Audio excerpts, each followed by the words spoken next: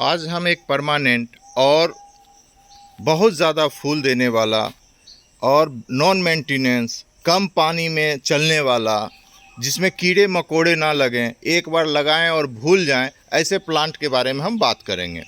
इस प्लांट का नाम है जेटरोपा प्लांट। जी हाँ, इस प्लांट को हम लोग जेटरोपा प्लांट कहते हैं और इसको लाल ब्लोइंग प्लांट भी कहते हैं, लाल चांदनी भी कहते हैं और भारत में बहुत जगह इसका नाम रतन ज्योति के नाम से भी जाना जाता है। और ये जो है अमेरिका के उष्णकटिबंधीयों में ज़्यादा पाया जाता है और ज़्यादा संभावना इसकी होती है कि मैक्सिको और मध्य अमेरिका में ज़्यादा पाए जाने के कारण वहाँ का ही इसे मूल निवासी मान लेते हैं। और इसके जो फूल होते हैं वो गुच्छे में आते हैं। ये देखिए, ये गुच्छे में आते हैं, देख रहे हैं, ये गुच्छे हैं। अभी तो धूप है तो बहुत सारा फूल इनका जल गया है, लेकिन इनका निवास ही ऐसा है कि गर्मियों में ज़्यादा खिलने वाला, इसलिए ये अभी तक बहुत ज़्यादा टिका हुआ है। और गुच्छे में अक्सर 20 नर और 10 मादा होती है और एक साथ होने के कारण क्रॉस बहुत जल्दी हो जाता है और इसके फूल बार बार आते रहते हैं। जैसे देखिए, ये गुच्छा में फूल घट जाएगा तो फिर नया पौधा आ जाएगा, मतलब एक ही गुच्छा में आते ही रहता है फूल, इसलिए आपको फूल की कमी कभी नहीं होगी। एक जेटरोपा जो है एक 12मासी पौधा है। ये जाड़ा गर्मी सब जगह मतलब चलने वाला पौधा है, और लेकिन इसके खिलने के लिए इसको धूप चाहिए। जाड़ा में ये बहुत कम फूल देगा, जाड़ों में ये, गर्मियों में जितना गर्मी होगा उतना फूल देगा, लेकिन जाड़ों में इसमें फूल की संख्या कम होगी। अगर आप जाड़े में इसकी कटिंग कर देंगे तो ज़्यादा अच्छा रहेगा। कटिंग करने के बाद नए नए जो ब्रांचेज आएंगे उसमें फूल ज़्यादा आते हैं। और इसका जो पत्ती है वो जहरीला नहीं होता है। पत्तियां जो होती हैं इसकी जहरीली नहीं होती हैं। ये पत्तियां जो है ये जहरीली नहीं होती हैं, लेकिन इसके बीज जहरीले होते हैं। ये जो बीज है ना, ये जहरीले होते हैं। तो अगर आपके घर में बच्चे हैं तो इसको संभाल के रखिए, क्योंकि बीज जहरीले होते हैं। और इसकी खेती भी की जाती है, इंडिया में भी की जाती है और बहुत सारे देशों में की जाती है। जहाँ पर आपकी गर्मियों का जलवायु है वहाँ पर इसकी खेती की जाती है। इंडिया में इसको उदयपुर में किया जाता है और कोटा में किया जाता है, राजस्थान कोटा में किया जाता है, सिक्कर में किया जाता है, बांसवाड़ा में किया जाता है, चित्तौड़ में किया जाता है, चूड़ में किया जाता है। तो वहाँ पर वो एक ढंग से बंजर ज़मीन है, वहाँ पर इसकी खेती की जाती है। और इसके बीजों से और कटिंग दोनों से ये इसको लगाया जाता है।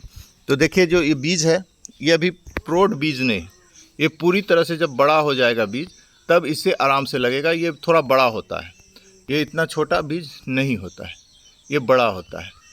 अब देख रहे हैं। और जो आप कटिंग लगाइएगा तो ये ऊपर वाला मत लगाइएगा, इससे थोड़ा सा नीचे, थोड़ा सा ये मीडियम जो है, ना ही बहुत कोमल है ना ही बहुत हार्ड है, तो यहाँ से आप काट के लगाइएगा तो लग जाएगा।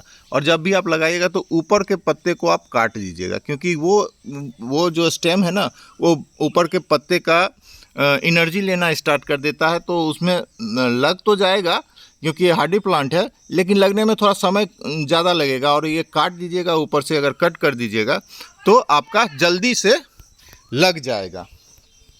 दूसरी बात है कि इसकी खेती क्यों की जाती है भाई, तो इसके बीजों से बहुत सारे दवाइयों में, मेडिसिन में इसका उपयोग किया जाता है। और इसके बाद जो इसके बीजों से जो रस निकलता है उससे बायोडीजल बनाया जाता है। जी हाँ, सरकार इसको इसलिए भी बहुत ज़्यादा मतलब मान्यता देती है क्योंकि इससे बायोडीजल बनता है और इसके डीजल से प्रदूषण बहुत कम होता है। क्योंकि इसमें कुछ ऐसे एक केमिकल नहीं होते हैं जिसके चलते कि प्रदूषण के लिए ये हेल्पफुल है और प्रदूषण कम करता है, जिसका नाम है, जी हाँ, उस केमिकल का नाम है सल्फ़र। सल्फ़र इसमें नहीं मिलता है। सल्फ़र नहीं मिलने के कारण इसमें प्रदूषण बहुत कम होता है, इसलिए सरकार इसकी खेती करवाती है और वैसी जगह पर करवाती है जहाँ पर बंजर ज़मीन है। तो वहाँ के जो बंजर ज़मीन होने के कारण जो किसानों को फ़ायदा नहीं मिलता है, किसानों को आमदनी नहीं मिल पाती है उस ज़मीन से, तो वहाँ पर ये खेती करके इससे बहुत लाभ पाया जाता है। और खेती इस बीज के लिए होती है, फूलों के लिए नहीं होती है, इस बीज के लिए होती है। ये पूरा जब झड़ जाएगा ना तो इसमें खाली बीज ही होगा ऊपर में, जैसे गेहूं और वगैरह में ऊपर में रहता है, तो उसी तरह ये गुच्छे में इसमें बीज रहता है। इसी बीज के लिए इसकी खेती की जाती है। इसके पर्यावरण के लिए तो ये है ही। अंग्रेजी में इसको सामान्य रूप से डीजल नट, वारवा कोट नट और डीजल नट तो हो ही गया, पॉइजन नट भी कहते हैं इसको, पॉइजन नट भी कहते हैं, क्योंकि इसमें पॉइजन माना जाता है, इसलिए पॉइजन नट किया जाता है इसको नट। ये जब बहुत ही जहरीला होता है, इसलिए इसको पॉइजन नट कहते हैं। इसलिए अगर आपके घर में बच्चे हैं तो आप ज़रा सा संभाल के इसको लगाइएगा। और मेन बात यह है कि हम लोग को तो खैर डीजल नट और डीजल के लिए इसको लगाना नहीं है, तो हमें अपने घर में होम प्लांट और सुंदरता के लिए इसको लगाना है। और एक बार लगाइए और आसानी से इसको पूरी मतलब हमारे पास पता नहीं है कितने सालों से है, हमको लगता है 5-6 साल से आराम से होगा। और ये जो बहुत ज़्यादा पानी लगेगा ना तो ये सूख जाता है। तो यहाँ बहुत ज़्यादा पानी लग गया था, लेकिन इसके बीज कुछ झड़ गए थे, मैंने लगाया भी नहीं था, इसके कुछ बीजें झड़ गए थे, उससे ये खुद अपने आप हो गया था। और ये हमारे यहाँ कम से कम 6-7 साल से है, उससे ज़्यादा ही होगा। और हमें इसके बारे में कुछ नहीं करना है, बस यही करना है कि बरसात जब ख़त्म हो, जाड़ा में ये फूल कम देता है तो इसको कट कर देते हैं। कट करने के बाद होता क्या है कि इसके नए नए देखिए ब्रांचेज हैं, ये सब नए ब्रांचेज हैं जिसमें कि फूल आए हैं। पुराने ब्रांचेज में पत्ते उतने सुंदर नहीं लगते हैं, फूल तो आ ही जाते हैं, लेकिन नए ब्रांच जब आएंगे तो उसमें पत्ते बहुत अच्छे हरे और चमकीले होते हैं, और उसमें फूल जो होता है तो वो ज़्यादा अच्छा लगता है, जो कि आपको लग ही रहा होगा। इसलिए आप इस पौधे को लगाइए और निश्चिंत होकर, ये गमले में बहुत अच्छा से चलता है। गमले में 12 इंच के गमले में लगाइए, बहुत अच्छा चलेगा।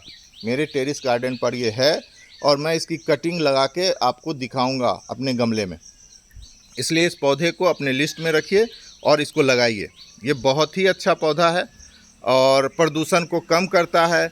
और दूसरी बात है कि आपको मेहनत नहीं करना है और फूल पाते रहिए। धन्यवाद। आपको अच्छा लगा हो तो लाइक और सब्सक्राइब ज़रूर कीजिएगा।